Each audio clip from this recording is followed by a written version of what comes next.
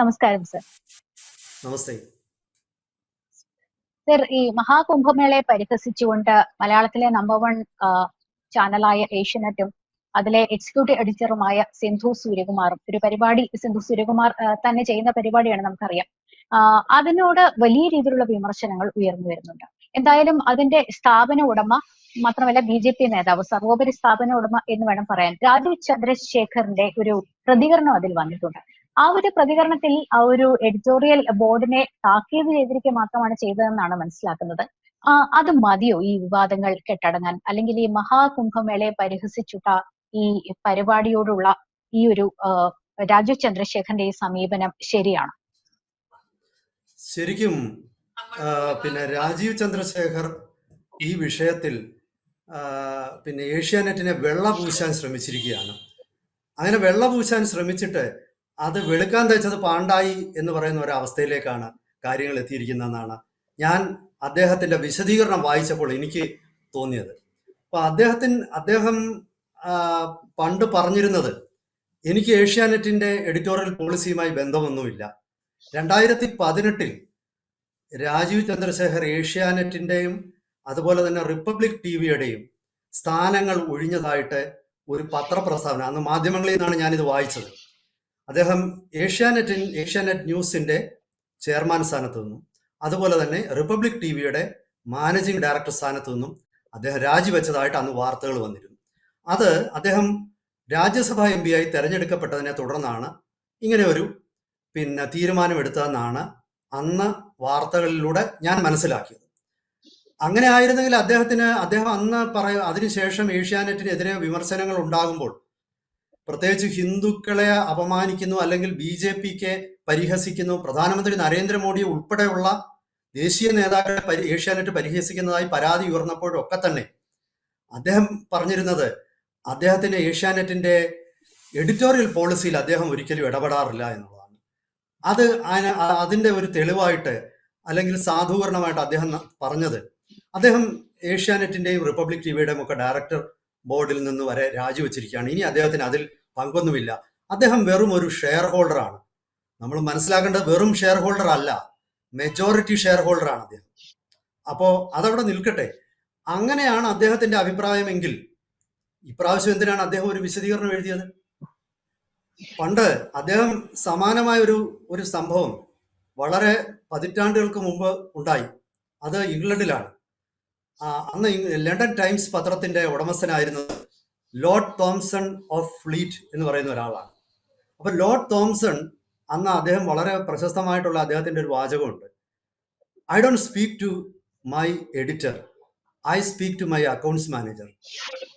അതായത്, ഞാൻ ഒരിക്കലും എൻ്റെ എഡിറ്ററുമായിട്ട് ഒരു കാര്യം ചർച്ച ചെയ്യില്ല, ഞാൻ എൻ്റെ അക്കൗണ്ട്സ് മാനേജറെ വിളിച്ച് കാര്യങ്ങൾ സംസാരിക്കും. അതായത് പൈസ കൃത്യമായിട്ട് വരുന്നുണ്ടോ ഇല്ലയോ എന്നുള്ളത് മാത്രമേ ഉള്ളൂ എൻ്റെ കൺസേൺ. ഞാൻ എഡിറ്റോറിയൽ പോളിസിയിൽ ഇടപെടാറില്ല എന്നായിരുന്നു ലോർഡ് തോംസൺ പറഞ്ഞിരുന്നത്.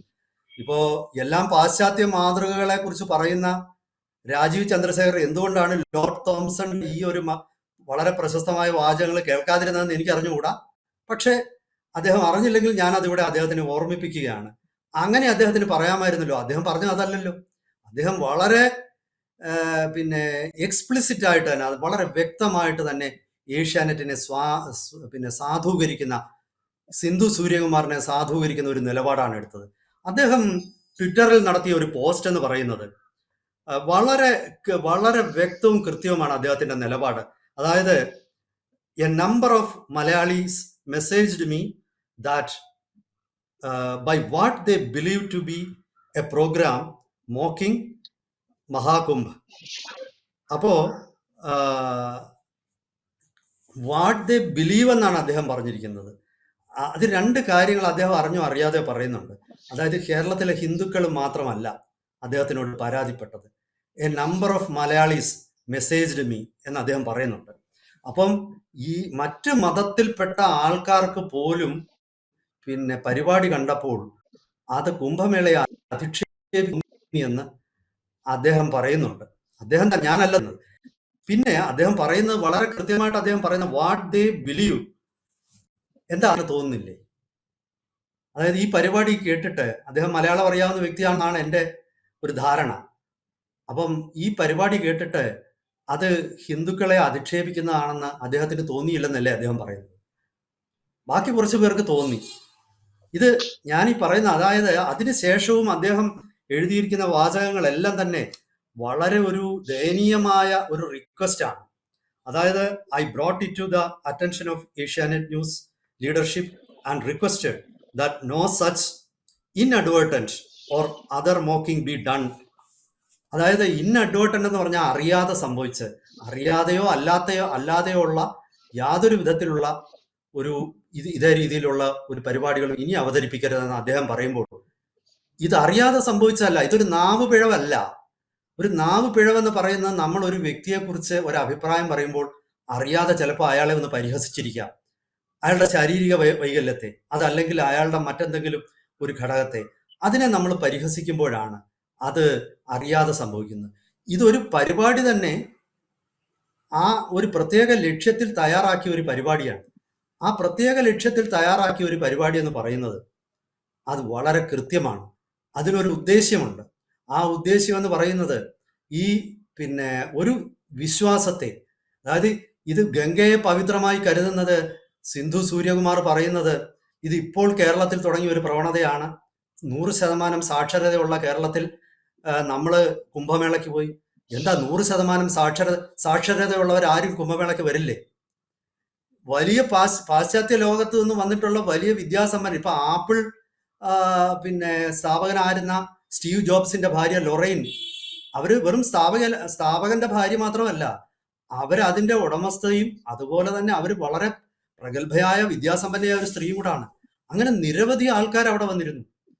സിന്ധു സൂര്യകുമാറിന് അറിയാവുന്ന ഒരു കാര്യമാണ്, മാതൃഭൂമി ലേഖനായിരുന്നു മുൻ, ഇപ്പോൾ ജൂന അഖാഡയുടെ മഹാമണ്ഡലേശ്വരമായിട്ട് സ്ഥാനമേറ്റെടുത്ത ഒരു വ്യക്തി. അപ്പം ഇതുപോലെ നിരവധി ആൾക്കാർ വളരെ വിദ്യാസമ്പന്നരായ ഒരു സന്യാസം സ്വീകരിക്കാറുണ്ട്. അത് വ്യക്തിപരമായ അവരുടെ ചോയ്സാണ്. ഇടതുപക്ഷ ബുദ്ധിജീവികൾ അവരുടെ ചോയ്സിനെ കുറിച്ച് പറയുമല്ലോ. അപ്പോൾ വ്യക്തിപരമായ ചോയ്സാണിത്. ഞാൻ പറഞ്ഞു വരുന്നത്, ഈ ഗംഗ പവിത്രമായി കരുതുന്നത് ശരിക്കും ഈ യോഗി ആദിത്യനാഥ് ഉത്തർപ്രദേശ് മുഖ്യമന്ത്രി ആയതിനു ശേഷമൊന്നുമല്ല. കേരളത്തിലെ ലക്ഷോപലക്ഷം ഹിന്ദുക്കൾ ഗംഗയെ പണ്ടും പവിത്രമായി തന്നെ കരുതിയിരുന്നു.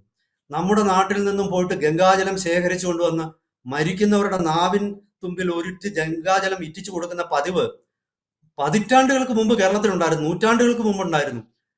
ഒരുപക്ഷെ സിന്ധുവിന്റെ വീട്ടിലെ പൂർവികരോടോ അമ്മമ്മയോടോ അപ്പനോടോ ഒക്കെ ചോദിച്ചാൽ, അവർ ജീവിച്ചിരിപ്പുണ്ടെങ്കിൽ അവരുടെ കുടുംബത്തിലെ പ്രായമുള്ള മുതിർന്ന ആൾക്കാരോട് അവർ ചോദിച്ചു നോക്കട്ടെ. എനിക്ക് ഉറപ്പുണ്ട് അവരുടെ കുടുംബത്തിലും ഇത്തരം കാശിയിൽ പോയി ഗംഗാജലം കൊണ്ടുവന്ന ഏതെങ്കിലുമൊക്കെ പൂർവികരുണ്ടാവുമെന്ന്. കേരളത്തിൽ അങ്ങോളം ഇങ്ങോളം എനിക്ക് ഉറപ്പുണ്ട്. എനിക്ക് തോന്നുന്നത് സിന്ധു സൂര്യകുമാറിന്റെ യഥാർത്ഥ കുടുംബ വീടെന്ന് പറയുന്ന ഓണാട്ടുകര എന്ന് പറയുന്ന പ്രദേശത്താണെന്നാണ്. അവർ പിന്നീട് മറ്റൊരു സ്ഥലത്ത് താമസിക്കുകയാണ്. ഈ പ്രദേശത്താകെ ശരിക്കും നൂറ്റാണ്ടുകൾക്ക് മുമ്പ് കാശിയിൽ പോയിട്ട് തിരിച്ച് സന്യാസം സ്വീകരിച്ച് വന്ന് ഇവിടെ സമാധിയായ എത്രയോ പേരുടെ സമാധി മണ്ഡപങ്ങൾ, ക്ഷേത്രങ്ങളായിട്ട് ഈ പ്രദേശത്തുണ്ട്. അതായത് ആലപ്പുഴ ജില്ലയുടെ തെക്കൻ ഭാഗം, കൊല്ലം ജില്ലയുടെ വടക്കൻ ഭാഗം, പത്തനംതിട്ട ജില്ലയുടെ ഭാഗങ്ങൾ കൂട്ടിച്ചേരുന്ന ഈ പ്രദേശത്ത് നിരവധി ഇത്തരം ക്ഷേത്രങ്ങളുണ്ട്. ഗംഗയിലെ ഗംഗാജലം കൊണ്ടുവരുന്നത് ഒരു പുതിയ പരിപാടിയൊന്നുമല്ല. ഇത് ഉത്തർപ്രദേശ് സർക്കാരിന്റെ ഒരു PR-ന്റെയോ അല്ലെങ്കിൽ പരസ്യത്തിന്റെയോ ഒക്കെ വിജയമായിട്ടാണ് അവർ പറയുന്നത്. ഇവിടെ പലരും ചോദിക്കുന്ന പോലെ എല്ലാ മതങ്ങൾക്കും ഈ ലോകത്തിൽ ഒരുപാട് ആചാരങ്ങളുണ്ട്. നിങ്ങൾ വിശ്വസിച്ചാലും ഇല്ലെങ്കിലും ഇത് സംസ്കാരത്തിന്റെ ഭാഗമാണ്. എന്തുകൊണ്ടാണ് പാശ്ചാത്യ ലോകത്തും പോലും പോപ്പിന് ഇന്നും ഇത്ര വലിയൊരു പ്രാധാന്യം കിട്ടുന്നത്? എന്തുകൊണ്ടാണ് ലോകമെമ്പാടുമുള്ള കോടിക്കണക്കിന് മുസൽമാന്മാർ ഇപ്പോൾ റംസാൻ മാസം ആചരിക്കുന്നത്? എന്തിനാണ് അവർ നോമ്പ് നോക്കുന്നത്? ധൈര്യമുണ്ടെങ്കിൽ അതിനെ ഒന്ന് വിമർശിക്കട്ടെ സിന്ധു സൂര്യകുമാർ. പിന്നീട് അവർക്ക് ഹൈന്ദവ വികാരങ്ങളെ വ്രണപ്പെടുത്തുന്നത് ഒരു ലെഫ്റ്റിസ്റ്റ് അജണ്ടയാണ്. അതിനോട് ചേർന്ന് നിൽക്കുന്ന ഇടതുപക്ഷ ചായ്വുള്ള മാധ്യമ പ്രവർത്തകരാണ് ഇങ്ങനെ വിവാദങ്ങൾ ഉയർത്തിവിടുന്നത്. പക്ഷേ ധർമ്മസങ്കടത്തിലാകുന്നത് രാജീവ് ചന്ദ്രശേഖറാണ്. കാരണം ഏഷ്യാനെറ്റ് തന്നെ വാർത്തകൾ കൊടുത്ത് രാജീവ് ചന്ദ്രശേഖരന്റെ തോൽവിക്ക് കാരണമായി തിരുവനന്തപുരത്ത് എന്നുവരെ അങ്ങനെയും സൂചനകളോ അല്ലെങ്കിൽ അങ്ങനെ ഒരു വിലയിരുത്തലുകളൊക്കെ ഉണ്ടല്ലോ. അല്ല, എനിക്ക് ഇവിടെ രാജീവ് ചന്ദ്രശേഖരനോട് ഒട്ടും തന്നെ സഹതാപം തോന്നുന്നില്ല. കാരണം രാജീവ് ചന്ദ്രശേഖർ ഇപ്പോഴും ഏഷ്യാനെറ്റിന്റെ ഭൂരിപക്ഷ ഓഹരി ഉടമയാണ്. അദ്ദേഹത്തിന് ഏഷ്യാനെറ്റിൽ യാതൊരു സ്വാധീനമില്ലെങ്കിൽ പിന്നെ എന്തിനാണ് അദ്ദേഹം ഇങ്ങനെ ഒരു വിശദീകരണം ഇറക്കിയത്? ഏഷ്യാനെറ്റിന്റെ മുഖം രക്ഷിക്കേണ്ട ബാധ്യത അദ്ദേഹത്തിന് ഇല്ലല്ലോ. അപ്പൊ അദ്ദേഹം ഇങ്ങനെ ഒരു വിശദീകരണം ഇറക്കുമ്പോൾ തന്നെ അത് അദ്ദേഹം ശരിക്കു പറഞ്ഞാല് അരിയാഹാരം കഴിക്കുന്ന എല്ലാ മലയാളിയുടെയും ബുദ്ധിക്ക് നേരെ അദ്ദേഹം ഉയർത്തുന്ന വെല്ലുവിളിയാണിത്. ശരിക്കും രാജീവ് ചന്ദ്രശേഖർ എന്ന വ്യക്തി എന്റെ അഭിപ്രായത്തില് അദ്ദേഹത്തിന് BJPയുടെ കേന്ദ്ര നേതൃത്വം എന്തുകൊണ്ടാണ് അദ്ദേഹത്തിനെ ഇങ്ങനെ സഹിക്കുന്നതെന്ന് എനിക്ക് മനസ്സിലാവുന്നില്ല. കാരണം അദ്ദേഹം ഒരു കാരണവശാലും ഒരു രാഷ്ട്രീയ പ്രസ്ഥാനത്തിലും ഇങ്ങനെ ഒരു വ്യക്തി പിന്നെ അവരെ അംഗീകരിക്കില്ല. ഇപ്പൊ ഞാനൊരു കാര്യം പറയാം, ഇത്ര നീചമായി പിന്നെ ഒരു വിമർശനം കുംഭമേളക്കെതിരെ കേരളത്തിൽ SDPI നടത്തിയിട്ടില്ലല്ലോ. മുഖ്യമന്ത്രി സഹാവ് പിണറായി വിജയൻ നടത്തിയിട്ടുണ്ടോ? CPM സംസ്ഥാന സെക്രട്ടറി നടത്തിയിട്ടുണ്ടോ? ഏതെങ്കിലും നേതാക്കന്മാർ നടത്തിയിട്ടുണ്ടോ? പിന്നെ കോൺഗ്രസിന്റെ അഖിലേന്ത്യാ സെക്രട്ടറി ജനറൽ സെക്രട്ടറി, സംഘടനാ സെക്രട്ടറി ആയിരിക്കുന്ന KC വേണുഗോപാൽ ഉണ്ടല്ലോ, മലയാളിയാണല്ലോ. അദ്ദേഹം എന്താണ് നടത്താതിരുന്നത്? അപ്പൊ രാജാവിനേക്കാൾ വലിയ രാജഭക്തി കാണിക്കുന്ന ഒരു പിന്നെ എക്സിക്യൂട്ടീവ് എഡിറ്റർ, അവരെ പിന്നെ ഈ സർവ്വ രീതിയിലും ന്യായീകരിക്കുകയും പിന്തുണയ്ക്കുകയും ചെയ്യുന്ന ഒരു ഉടമസ്ഥൻ. ഇതേ ഞാൻ മനസ്സിലാക്കുന്നിടത്തോളം ഇത് മറ്റാരും എഴുതിയതല്ല. ഈ പിന്നെ പോസ്റ്റ് ശ്രീമാൻ രാജീവ് ചന്ദ്രശേഖർ തന്നെ എഴുതിയ പോസ്റ്റാണ്. ഇത് അദ്ദേഹം ഇത് ആരുടെയെങ്കിലും തലയിൽ വെച്ച് ഒഴിയാൻ അദ്ദേഹത്തിന് കഴിയുമെന്ന് തോന്നുന്നില്ല. ശരിക്കും അദ്ദേഹം കേരളത്തിലെ മുഴുവൻ ജനതയോടും അദ്ദേഹം മാപ്പ് പറയേണ്ടതാണ്. അദ്ദേഹത്തിന് വേണ്ടി ഈ കഴിഞ്ഞ തിരുവനന്തപുരം തെരഞ്ഞെടുപ്പിൽ വോട്ട് ചെയ്ത മുഴുവൻ BJP അണികളോടും അദ്ദേഹം മാപ്പ് പറയേണ്ടതാണ്. ഞാൻ അതിശയിക്കുന്നത് ശശി തരൂരിനെ പോലൊരു വ്യക്തി, അങ്ങനെയാണെങ്കിൽ ശശി തരൂർ ഇങ്ങനെ ഒരു അഭിപ്രായം പറയണമല്ലോ. അദ്ദേഹം പറഞ്ഞിട്ടില്ലല്ലോ. ഈ കേരളത്തിലെ ഒരു വ്യക്തി പോലും മലയാളികള് പിന്നെ കുംഭമേളയ്ക്ക് പങ്കെടുക്കുന്നത് BJPയുടെ വളർച്ചയുടെ രഹസ്യം അതാണെന്നും അങ്ങനെ ഒരു അഭിപ്രായ പ്രകടനം കേരളത്തിലെ ഒരു രാഷ്ട്രീയ പ്രസ്ഥാനവും നടത്തിയിട്ടില്ല. ഇത് എന്റെ അഭിപ്രായത്തിൽ ഇത് വളരെ കൃത്യമായ ഒരു അജണ്ടയോടുകൂടി പിന്നെ പ്രക്ഷേപണം ചെയ്ത ഒരു പരിപാടിയാണ്.